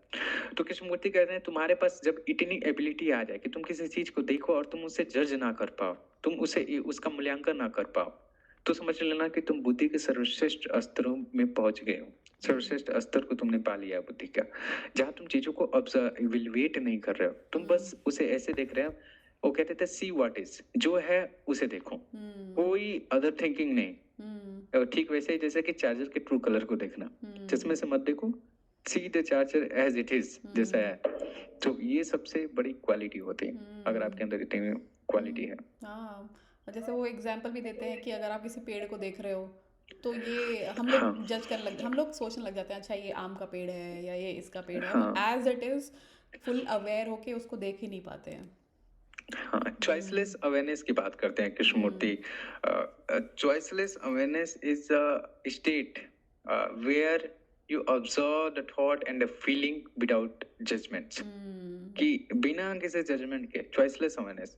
कहते थे कि meditation is not a technique और प्रैक्टिस, कि मेडिटेशन कोई टेक्निक या प्रैक्टिस नहीं है, ये एक चॉइसलेस अवेयरनेस है। ये अगर तुम चॉइसलेस अवेयर हो, चॉइसलेसली अवेयर हो चीजों को लेकर, यानी तुम चीजों को देख रहे हो पर उन थॉट्स से, जो उस चीज से थॉट्स या फीलिंग या सेंसेशन आ रही है, तुम उसे क्लासिफाई, उसे जज नहीं कर रहे हो, तो तुम समझ लो कि तुम मेडिटेशन कर रहे हो एवरी टाइम। कृष्णमूर्ति हर टाइम ही मेडिटेशन करते थे, कह रहे थे कि मैंने हर टाइम ही मेडिटेशन यानी चॉइसलेस अवेयरनेस में होता हूँ। तो ये उनकी सबसे कमाल की बात। उन्होंने कहा कि मैं 25 साल मेडिटेशन किया हूँ। सच बताऊं तो 25 साल। और कोई भी है जिसे इतना ज्यादा कॉन्फिडेंट है कि मेडिटेशन से ये हुआ है, आओ आर्ग्यू कर लेते हैं। 25 साल मेडिटेशन किया है, मुझे पता है कि क्या है मेडिटेशन, कितना है। तो कृष्णमूर्ति बोलते थे तो उनकी बातों में तर्क होता था। और सबसे ज्यादा रिस्पेक्टफुल ओशो है। मुझसे पूछते हैं कि आपका ओशो और कृष्णमूर्ति में कौन पसंद है, मैं कहता था पहले कंपेयर क्यों कर रहे हो, हाँ। कंपेयर मत करो, क्या नेसेसिटी क्या है, कोई जरूरत है। लाइक एक बुद्धिस्ट स्कॉलर आया, बुद्धिस्ट स्कॉलर आए और कृष्णमूर्ति को से उन्होंने कहा कि मैं आपके विचारों को पढ़ा, मैंने आपकी 2 किताबें जिसके बारे में हम लोग बात करें, ये 2 किताबें बहुत चर्चित हैं। तो उसकी थॉट्स को कुछ उठाया, कहा कि बुद्धिस्ट स्कॉलर था, तो उन्होंने कहा कि मैं अमेज हुआ कि कैसे अब आपकी और बुद्ध की थिंकिंग मैच कर रही है, आप एकदम ही बुद्ध जैसे बोलते हो। आप तो कृष्णमूर्ति बोले कि एक बात बताओ, तुम कंपेयर कर क्यों रहे हो, क्या हाँ। क्या नेसेसिटी क्या है कंपेयर करने की। तो उसने कहा कि क्योंकि मैं एक बुद्धिस्ट स्कॉलर हूँ, तो इसलिए मैं आपकी थॉट्स को उससे कंपेयर कर रहा हूँ, बुद्ध से। तो उन्होंने कहा कि यही तो तुम लोगों की प्रॉब्लम है कि तुम्हारा माइंड कंडीशन है, और तुम अपनी कंडीशनिंग के हिसाब से ही हर चीज को जज करने लगते हो, उसे क्लासिफाई और इवेल्युएट करने लगते हो सारी चीजों को। या बोला कि कोई जरूरत ही नहीं है। ज़रूरत ही नहीं है। अब जैसे जैसे आम है और एप्पल है, तो आप हाँ, वो बस फ्रूट की कैटेगरी में आता है, वो सफिशेंट है। आप उसको हाँ, टेस्ट में, उसको हर चीज़ में कंपेयर कर रहे हो, वो डजंट मेक एनी सेंस। मतलब वो कोई हाँ, सेंस ही नहीं वैसे बनाता है। हम इंसान है, इतना काफी है, बस इंसान है, ये एक कंपैरिजन होना चाहिए कि इंसान है हाँ। या जानवर है। हाँ। पर और दूसरा कोई कंपैरिजन ना हो तो बेहतर है, क्योंकि कहीं ना कहीं चीजें सेम ही है। हाँ। नहीं, आपने इसमें एक वर्ड यूज़ किया, पर्पस। तो इंसान अक्सर हमेशा इसमें ही फंस जाता है कि मेरी लाइफ का पर्पस क्या है, या मैं कैसे जानूं कि मेरे को लाइफ में करना क्या है। तो हाँ, इसमें कृष्णमूर्ति क्या तो बोलते हैं? So someone asked Krishnamurti what is purpose of life, तो उन्होंने कहा कि why you seek a purpose and any meaning in life, isn't life self sufficient, कि क्या लाइफ अपने आप में पर्याप्त नहीं है ना। हम लोग एक पर्पस, एक मीनिंग को क्यों सीख करते हैं, क्योंकि हम डिससेटिस्फाइड हैं अपनी लाइफ से, और हमें लगता है कि लाइफ में कुछ होना चाहिए जिससे हम अल्टीमेट प्लेजर, अल्टीमेट सेटिस्फेक्शन ले सके, और उसे हम लोग नाम दे देते हैं पर्पस। वो पर्पस किसी गोट को बना देते हैं, किसी काम को बना देते हैं, क्योंकि हमें ये उम्मीद होती है कि उस काम से हमें प्लेजर और सेटिस्फेक्शन मिलेगा, पीस मिलेगा। पर अगर हम लाइफ को ही पूरी अच्छी तरीके से जिए, तो अगर बढ़िया से जिए, पूरे लाइफ में इमर्ज होकर इसके मोमेंट टू मोमेंट को एंजॉय करें, तो हमें किसी पर्पस की जरूरत दरअसल है नहीं। पर्पस क्या है? Purpose is basically we want pleasure from something, कि किसी चीज से हम प्लेजर चाहते हैं, सेटिस्फेक्शन चाहते हैं, उसे पर्पस का नाम दे दो। तो लाइफ इज सेल्फ सफिशिएंट। मुझे नहीं लगता कि किसी पर्पस की जरूरत है।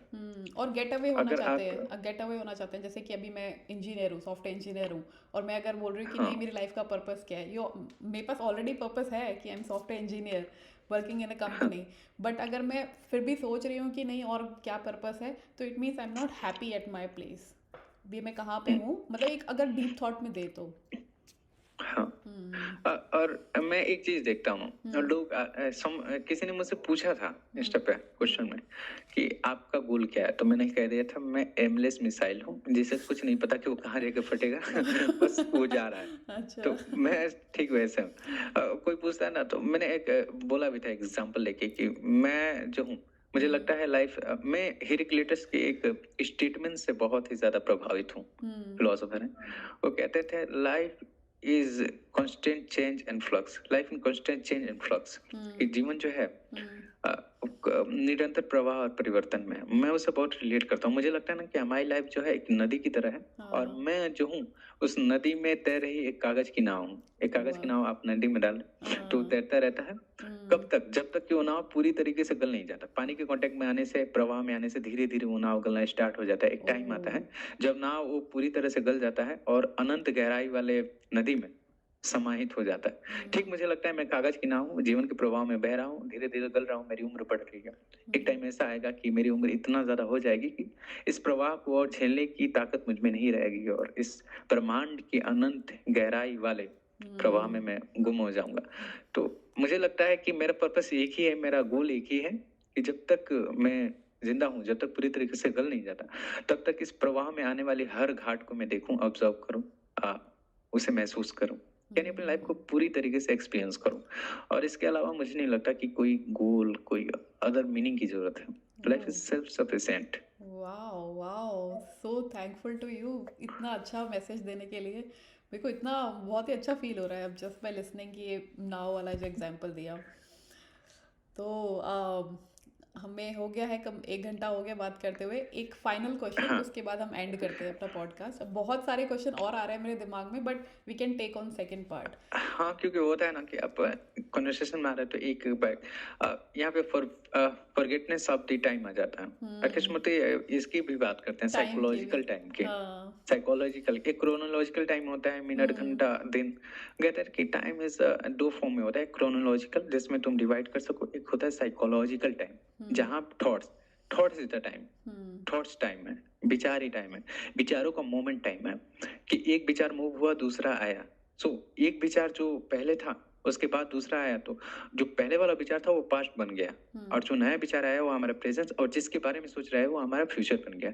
तो ये जो था वो साइकोलॉजिकल टाइम था। और जब आप अपने आप को किसी ऐसी चीज में इमर्ज कर देते हो जहाँ पर आप जो है वो एक चीज पे कंसंट्रेट कर पाओ, एक ही थॉट रहे, तो वहां पे क्या होता है कि फॉरगेटनेस ऑफ टाइम आ जाता है। जब जहां आप टाइम को ही भूल जाते हो, समय को ही भूल जाते हो, समय रुक जाता है।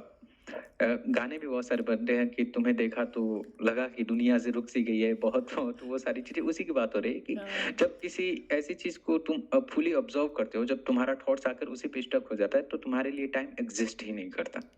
तो वो वाला स्टेट आ जाता है जब आप किसी इंटरेस्टिंग चीज के बारे में बात करते हैं, तो पूरा फॉरगेटनेस ऑफ द टाइम आ जाता है। या मुझे टाइम का पता नहीं लगा एकदम भी। तो साहिल, एक और क्वेश्चन रखते हैं कि कृष्णमूर्ति भगवान के बारे में क्या बात करते हैं, कि मतलब भगवान है नहीं है, या हम लोग एक ऐसे ही बस भाग रहे हैं, या एक मेरे को मतलब मैं बता दूं अपना एग्जांपल। मैं भगवान को, मेरा रिलेशन भगवान के साथ अच्छा है। अच्छा इन द सेंस मैं थोड़ा सा साइकोलॉजिकल सिक्योरिटी की वजह से भी सोचती हूँ कि बहुत सारे लोग ऐसे हैं जो कि बस भगवान पे विश्वास रखने से ही अपनी लाइफ बहुत अच्छे से जी रहे हैं, कि उनको एक होप होता है कि कोई है, एक हायर पावर जो उनके लिए उनको मदद कर रहा है हर फेज़ में। और ये भी हम लोग डिनाई नहीं कर सकते फैक्ट कि सूरज है, चांद है, अपने टाइम से उगता है, हो रहा है, तो ये हमारे कंट्रोल में नहीं है। ये कुछ तो नेचर है, हायर पावर है जो कि इसको बैलेंस कर रहा है। चला रही।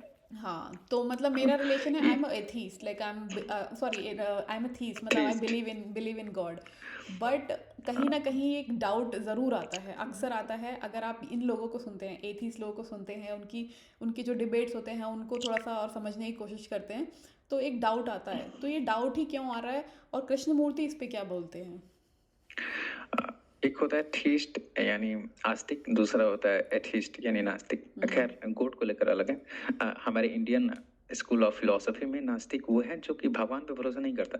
अगर आप भगवान पे भरोसा नहीं करते फिर भी आप आस्तिक हो सकते हो, थीस्ट हो सकती हो।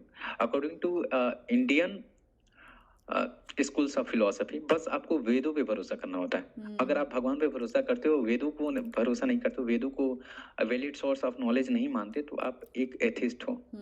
तो बात करते हैं कृष्णमूर्ति की, कि कृष्णमूर्ति भगवान के बारे में क्या बोलते हैं। किसी ने पूछा था, do you believe in God? तो पहला जवाब था उनका, और दैट्स लवली क्वेश्चन। तो ये बोल के हंसने लगा, बहुत खूबसूरत क्वेश्चन है।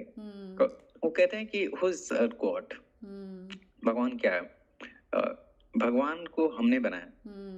कहते हैं कि डज वी क्रिएटेड गॉड, कि भगवान को हमने बनाया या फिर भगवान ने हमें बनाया। तो कह रहे थे कि पॉसिबिलिटी काफी हद तक ये जा रही है कि हमने भगवान को बनाया। किससे बनाया? हमारे थॉट से, हमारे विचारों से।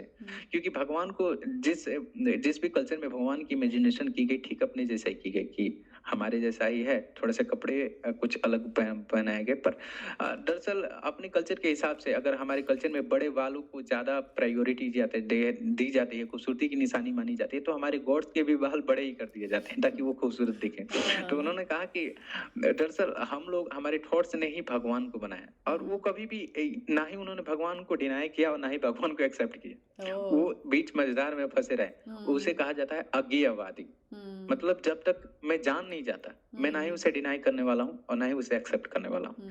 मेरे पास इतने फैक्ट नहीं है कि मैं ये डिनाई कर सकता हूँ कि भगवान है या नहीं। मेरे पास इतने ज्यादा फैक्ट्स भी नहीं है कि मैं ये भी मान लूं कि भगवान है।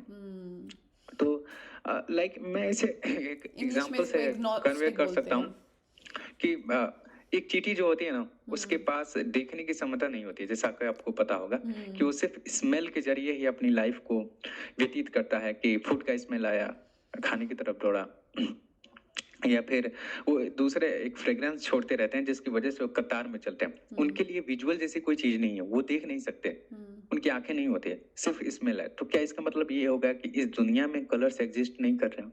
इस दुनिया में विजुअल जैसी कोई चीज नहीं है, लाइट नहीं है, कैसा है? चींटी नहीं देख सकते। अब चींटी को तो ये लग रहा है ना कि दुनिया में सिर्फ स्मेल होती है, खुशबू होती है, देखने वाली कोई चीज नहीं है, पूरी दुनिया अंधेरी है और सिर्फ स्मेल ही एग्जिस्ट करते हैं।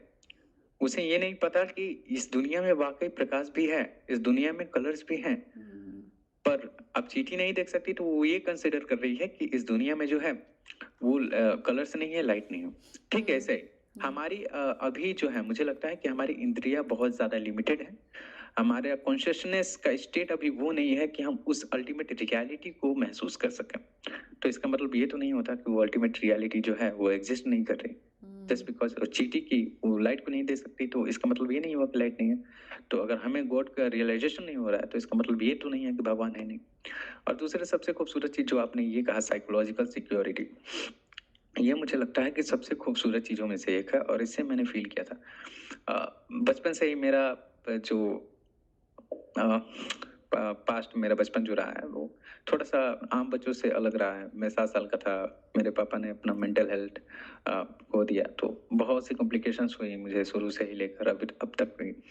तो अब पहले मैं भगवान पे आपकी जैसा मतलब भरोसा करता था, अब भी करता हूँ। मुझे नहीं पता, मैं एक बीच मझधार में वाला मैं भी हूँ, क्योंकि ना ही एक्सेप्ट कर पाता हूँ, ना ही डिनाई कर पाता हूँ। मैं जो हूँ ऐसा लड़का हूँ कि मैं कहता हूँ भगवान पे भरोसा नहीं। और गोरखपुर गया था पिछली बार, गोरखनाथ मंदिर में जाके मैं रो रहा था कि क्यों हो रहा है मेरी लाइफ में। तो ऐसा है कि मुझे लगता है कि भगवान पे भरोसा नहीं करता। मैं बनारस जाता हूँ तो एकदम ही डिवोशन आ जाता है, लगता है कि किसी के सामने सरेंडर कर दूं, रो जाके बताऊं सारी प्रॉब्लम्स। तो ये आता है, और ये साइकोलॉजिकल सिक्योरिटी ही है जिससे हम सीख कर रहे हैं। और मुझे लगता है एक सबसे खूबसूरत चीज है, क्योंकि अभी पास्ट 2 महीने पहले, 3 महीने पहले मेरे साथ इतना टर्बुलेंस हुआ, मेरे साथ इतनी बुरी चीजें हुई कि मैं आपको एक्सप्रेस नहीं कर सकता। मेरी सिस्टर की तबीयत खराब, मेरे घर में वो मेरा एक बिजनेस है छोटा सा जिससे हम लोग सरवाइव करते हैं, उसका अचानक से बंद हो जाना, बहुत सी चीजें हुई। और उस टाइम में ना मन करता था कि किसी के सामने जाऊं, सरेंडर करूं, कि सब कुछ ठीक कर दो। पर एक अंदर एंटिटी था जो कहता था कि एग्जिस्ट नहीं करता, किसके सामने जाएगा। और वो बताऊं तो मुझे सबसे ज्यादा मिजरेबल बना रहा था। वही मैं अपने घर में देख रहा हूँ तो मेरी माँ ठीक ठाक थी, क्योंकि उनका डिवोशन था कि कोई है जो देख रहा है, सब कुछ सही कर देगा। तो अभी गेहूं का सीजन चल रहा है ना, तो हमारे यहाँ एक मान्यता है कि कुछ भी जब पहला गेहूं, सॉरी धान का सीजन, तो धान कटाकर आता है तो पसरा, पसरा मीन्स जितना आप दोनों हथेलियों को जोड़ोगे तो जितना अमाउंट आएगा, गेहूं या धान जो भी है, उसे पसरा कहा जाता है। तो हमारी मान्यता है कि अगर पहले आता है तो धान जैसे ही घर में आता है तो पसरा निकाल कर मतलब दोनों हथेलियों से मिलाकर जितना निकलता है निकाल कर गाँव के जो डाइटिस हैं, जो देवता हैं, उन्हें चढ़ाया जाता है। हमारे डाइटिस हैं डे बाबा नाम करके, कहा जाता है कि हमारे गाँव के रखवाले हैं, 7 हैं। तो आते हैं तो माँ पहले गई, उन्हें सबसे पहले कौन ढोए उस गेहूँ को, धान को, सबसे पहले वो चढ़ा रही। मैं देख के हँसता था कि यार ये क्या पागलपन है। ये जो बैठा हुआ पत्थर की मूर्ति है वो क्या क्यों रिस्पॉन्सिबल है इन सारी चीजों के लिए कि उसे दिया जाए। और वो कहते थे कि सब इनकी देन है। तो मैं कहता था ये पागलपन है कि तुम ऐसा कर रहे हो। फिर हम लोग कहते हैं कि ये पागलपन है कि तुम किसी को कुछ चढ़ा रहे हो, और वही हम लोग पुल बन कर ये कह रहे थे, कहते हैं कि देखो लाइफ में एक चीज जरूरी है कि तुम ग्रेटिट्यूड फील करो कि सब कुछ इस यूनिवर्स ने दिया है। इनडायरेक्टली मेरी माँ वही तो कर रही थी कि ये जो कुछ भी हो इसके लिए हम रिस्पॉन्सिबल नहीं है, प्रभु आप ही हैं, आप ही की वजह से है। वो ग्रेटिट्यूड का सबसे बेस्ट और सबसे प्योर फॉर्म है उनका डिवोशन। तो उसे कोई कैसे रिजेक्ट कर सकता है सो कॉल्ड लॉजिक के जरिए कि भगवान है तो क्यों नहीं आगे आ सकता ये वो।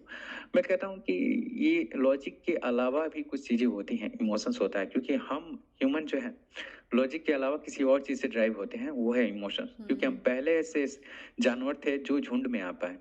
150 से ज्यादा लोगों के साथ रहना सिर्फ एक गोरिल्ला के लिए पॉसिबल था। उसके बाद से हम लोग ऐसे थे कि हम हजारों की तादाद में अपने रिलेशनशिप को बैठा पाए। किसकी वजह से? हमारी इमोशंस की वजह से। तो इससे सिर्फ लॉजिक के जरिए आप डिनाई मत कीजिए कि अगर आपको लगता है कि ये सारी पढ़ लिए तो आप भगवान को रिजेक्ट कर सकते हैं। मुझे लगता है कि आंखें बंद कर देने से ऐसा नहीं है कि सब कुछ ही दिखना बंद हो जाता है। बंद तो टेम्पोररी होता है। एक बच्चा होता है ना, जब उसे पापा आते हैं मारने के लिए, छोटा सा रहता है तो उसे लगता है आंखें बंद करके पर्दे के पीछे खड़ा हो गया है, उसे लग रहा है पापा गायब हो गए पर पापा उसके सामने है। तो ठीक वैसे आंखें बंद करने से रियलिटी खत्म नहीं हो जाती, रियलिटी है। जरूरत है आंखें खोलने की और दूसरे देखने की। बुल्ले शाह का एक पोयम है कि पढ़ पढ़ आलिम फाजिल हुई हो, कि तुमने पढ़ा बहुत पढ़ा, तुम ज्ञानी विद्वान भी हुए, तुम फाजिल ज्ञानी भी हुए, कदे अपने आप ਨੂੰ पढ़िया ही नहीं, पर क्या फायदा कि कभी अपने आप को पढ़ा ही नहीं। जा जा बढ़ते मंदिर मस्जिद कि तुम गए बार बार गए, मंदिर गए मस्जिद गए, पर क्या फायदा कदे मन विच अपने पढ़िया ही नहीं, कि कभी अपने मन के अंदर ही नहीं गए। फिर उन्होंने कहा कि एवे रोज शैतान ना लड़ने, कि ऐसे तो तुम बहुत से एवल्स, बहुत से शैतान, बहुत से बुराइयों के साथ लड़े, पर क्या फायदा कदे नफ्स अपने ना लड़े ही नहीं, कि कभी अपने नफ्स, कभी अपने अहंकार के साथ तुमने नहीं लड़ा। बुल्ले सा आसमानी उड़ंदिया फड़ने, बुल्ले सा आसमान में उड़ती हुई चिड़िया पकड़ते रहे, जेड़ा घर विच उन फड़िया ही नहीं, कि जो चिड़िया तुम्हारे घर में थी तुमने उसे पकड़ा ही नहीं। चिड़िया इन सेंस रियलिटी, जो कि तुम हमेशा से बाहर सीख करते रहे, बाहर ढूंढते रहे, वो रियलिटी हमेशा से तुम्हारे अंदर थी। जरूरत थी तो अपने नफ्स, अपने अहंकार को, अपने ईगो को साइड हटाने की और उसे देखने की। Reality is not apart from you but you are the reality. अहम ब्रह्मास्मि। वाह साहिल, वाह! मैं सुनती ही रह गई बस आपको। इतने अच्छे से समझाया, इतने अच्छे से बोला आपने, बहुत ही अच्छा लगा, मुझे सुन के बहुत अच्छा लगा। तो बहुत थैंक्स। हाँ, नहीं सही बात है कि हमें ना अक्सर इंसान को अक्सर कोई एक चाहिए होता है जिसके आगे वो खुल सके और अभी सरेंडर कर सके। हाँ सरेंडर कर सके, अपना दिल पूरा खोल सके। अगर आपको एक ऐसा गुरु या आपको कोई ऐसा एक इंसान मिल जाता है जहाँ पे आप खोल सकते हो अपने आप को, तो आपको भगवान की ज़रूरत नहीं है, आप वही आपके लिए भगवान हो जाता है। हम उसी को वो भगवान का दर्जा दे देते हैं जिसके आगे आप खुल जाते हैं। इसीलिए गुरु का कॉन्सेप्ट भी इसीलिए ही आया था कि हाँ, और मैं पर्सनली कृष्णमूर्ति जब कहते हैं गुरु की जरूरत नहीं है, तो मुझे लगता है कि हाँ, सत्य को पाने के लिए गुरु की जरूरत नहीं है, पर अपने आप को ये दिखाने के लिए कि मैं छोटा हूँ, ये गुरु चाहिए, ताकि तुम्हारे अंदर ईगो ना आए। ईगो ना ठीक है कि कोई है जो मुझसे बड़ा है। रूमी का एक कोट भी है ना, ये स्वीटेस्ट बो इज वैल्यूबल देन 100 अंपायर्स, यानी कि कोई तुम्हारे सामने प्यार से एक बार झुक जाता है, वो 100 रियासतों के बराबर है। कि हजारों तुम्हारे पास साम्राज्य हैं पर कोई फायदा नहीं, पर एक इंसान तुम्हारे आगे नतमस्तक हो जाता है क्योंकि तुम्हारा कैरेक्टर वैसा है। तो समझ लो कि तुम्हारे पास 100 रियासतों से भी ज्यादा की प्रॉपर्टी है, क्योंकि तुम्हारे अंदर कुछ तो है कि वो इंसान तुम्हारे आगे झुका। तो मुझे लगता है वो झुकाव बहुत जरूरी है और डिवोशन बहुत जरूरी है कि तुम किसी के सामने तो सरेंडर करो, किसी के सामने तो ये दिखाओ कि मेरी औकात कुछ नहीं है, आप ही हैं जो है। ये क्योंकि ईगो ईगो बहुत बड़ा। आपको ले डूबता है, मतलब ईगो अगर अगर आपका हो गया तो आप लाइफ में बहुत ही गलतियां करते रहेंगे, और अगर आप अपना हाँ, ईगो डाउन करते हैं तो आप अपनी बुद्धि को शांत कर पाते हैं एक तरह से। हाँ, नहीं तो तो इसलिए इसलिए ये भगवान का कॉन्सेप्ट मुझे इसीलिए अच्छा भी लगता है कि मतलब I don't know, like I said ना, मेरे को पता नहीं है कि है नहीं है, but I really like the concept कि कोई एक हायर पावर है जिसके आगे मैं सब कुछ बोल सकूं। हाँ, हम्म। और होना है क्योंकि इंसान जो है इतना ज़्यादा डिस्ट्रेस है ना कि एक्सप्रेस नहीं कर पाता है इंसान, और अकेले में होता है तो उसे लगता है कि कोई है जो मेरी सुन रहा है, तो हाँ, वो एक्सप्रेशन उसे बहुत शांति देती है। शांति देता तो है या। वो बहुत होना ज़रूरी है। मैं हम्म। चाहता हूँ भगवान पे भरोसा करना, पर कोशिश ये रहती है ना कि मैं ऐसे फॉर्म में हूँ, ना ही उन पे भरोसा कर पाता हूँ, ना ही उनके एग्जिस्टेंस को डिनाई कर पाता डिनाई हूँ। कर और पाते हैं। भरोसा ऐसी चीज़ भी नहीं है कि तुम ज़बरदस्ती किसी पे कर सको। हाँ, तो पर हाँ, मैं बहुत प्रेम करता हूँ, मुझे श्री कृष्ण बहुत पसंद है। मेरे को भी और हाँ। हाँ, मुझे काशी बनारस बहुत पसंद है। मैं हम्म। गंगा आरती देखना, मैं हमेशा ही चाहता हूँ विजिट करना। मैं 2-3 बार गया हूँ। तो हम्म। मैं कोई भी शहर जाने के लिए अगर कोई कहा जाए तो पहला चॉइस मेरा बनारस रहता है कि बनारस हाँ। जाऊंगा। तो हाँ। मुझे बहुत पसंद है। श्री कृष्ण को पसंद करने का भी बहुत बड़ा रीज़न है लोगों का, क्योंकि उनकी जो टीचिंग्स है ना गीता में जैसे उनकी हाँ, टीचिंग्स को बताया गया है, तो इंसान वो हमें पसंद आने लग जाता है। जो मैं इंसान वर्ड यूज़ करी भगवान के लिए, बट एक वो ऐसा व्यक्ति हमें पसंद आने लग जाता है जिसकी टीचिंग्स आपको एक एक एक अपने आप को एक बेटर स्टेज में पहुंचा सके। तो जो कृष्ण भगवान ने गीता में बोला है उससे इंसान अपनी लाइफ को बहुत अच्छे बहुत अच्छे से जी सकता है। तो इसीलिए वो हमें बहुत पसंद आने लग जाते हैं। तो मेरा मेरा ना यही डिबेट भी चल रहा था अपने आप से ही कि हम कृष्ण भगवान को क्यों इतना प्यार करते हैं, हम उनकी टीचिंग्स को क्यों इतना नहीं प्यार करते हैं। तो मैं इस पे काफ़ी सोच रही थी, तो अगर आप इस पे कुछ थोड़ा सा बोल दे फिर हम एंड करते हैं पॉडकास्ट। श्री कृष्ण को प्यार करने के लाइक होता है ना कि घर में फादर होते हैं तो वो अक्सर मतलब इनका प्यार हमें उतना ज्यादा नहीं नजर आता क्योंकि एक्सप्रेसिव नहीं होते किसी चीज को लेकर कि तुम्हें क्या कर रहे हो। ज्यादातर माएँ पसंद होते हैं हमें, और सबसे ज्यादा डांट भी उन्हीं से खाते हैं। और लगता है लोगों को कि पापा ज्यादा मारते हैं, पर कहीं ना कहीं पिटते ज्यादा मम्मी से ही मम्मी है। से। तो तो वो सिखाने वाला होता है। और क्योंकि जिस इंसान से आप जितना एंगेज है, जो आपको जितना समझा रहा है ना, रिलेशनशिप में है, कहा जाता है कि अगर सामने वाला आपको करेक्ट कर रहा है, आपकी गलतियों पे आपको समझा रहा है, तो समझ लो कि रिलेशनशिप हेल्दी है। अगर झगड़े हो रहे हैं तो, अगर आप पूरा ही छोड़ दिया है कि जाओ जो भी करो, कोई कोई मतलब नहीं, कोई इशू नहीं, हाँ हाँ कर दे रहा है, तो समझ लो कि कुछ तो गड़बड़ है। तो श्री कृष्ण ऐसे हैं जो हमेशा ही झगड़ा करते हैं, हमें सिखाते हैं। तो इस तरह से एक इंगेजमेंट हमें फील होता है कि कोई है जो हमें सिखा रहा है। और जब भी कोई हमें अच्छा मार्ग दिखाता है, उसके मार्ग को फॉलो करके हमारी लाइफ बेहतर होती है, तो उस इंसान के लिए हमारे अंदर प्रेम आ ही जाता है, ऑटोमेटिकली ही आ जाता है, क्योंकि उससे हमारी लाइफ बेहतर हुई है। कि इस इंसान ने मुझे, खैर इंसान तो नहीं कहूंगा क्योंकि वो वो तो भगवान के सुप्रीम है। हाँ हाँ। नहीं तो श्री कृष्ण के प्रति प्रेम जो है उसका सबसे बढ़िया उनका कैरेक्टर, कि क्या कुछ नहीं किया, त्याग की सबसे बड़ी मूर्ति Shri Krishna. No complain about life. जन्म होते ही माता पिता से अलग हो गए, प्रेम उन्हें अपना प्रेम राधा नहीं मिली उन्हें, बहुत सी फिर भी हमेशा ही चेहरे पर एक तीज, स्माइल एक, हाँ। तो वो सेक्रीफाइस की एक मूर्ति है श्री कृष्ण। या हाँ, नहीं बहुत अच्छे से बताया आपने कि एक एंगेजमेंट जो क्रिएट करता है आपके लिए, जो अगर आपको जाने दे बस, तो उससे आपको इतना लगाव नहीं होना चाहिए। जो आपको हाँ, रोके, जो आपको संभाले, जो आपको खड़ा करे, वो ही आपके लिए है एक्चुअल में। हाँ।